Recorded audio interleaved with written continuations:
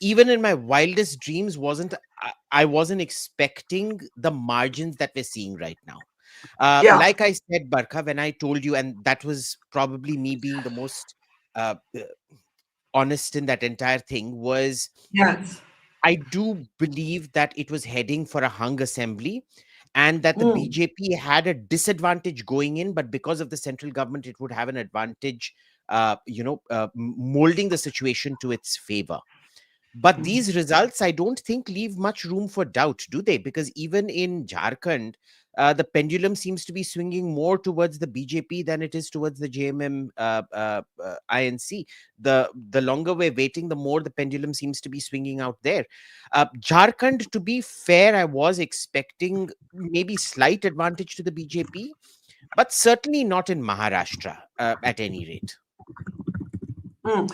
What do you make of this? I mean, Sandeep Ghosh was just talking about the return of the RSS. Is this about the RSS? This is entirely about the RSS, Barkha. If you remember, I raised that point the last time Kartikeya, you and me were also on the panel. Yeah, yeah, This yeah. is where, this is something that a point that Nalin Mehta made, that, the BJP had gotten into this complacency that they now have a 30 is to 1 worker ratio of RSSs to, of BJPs to RSS. Whereas, traditionally under Vajpayee and things, it used to be about 1 is to 1.5 kind of thing. But this Mm. is where you see that, the RSS worker is probably worth more than 30 BJP workers at this stage. And I realized why. It's because they provide an extremely credible source of ground intelligence. They don't editorialize, they tell you the lay of the land, they tell you what the factions are, what their relative strengths are, who's going to actively sabotage, who's going to passively sabotage, and things like that.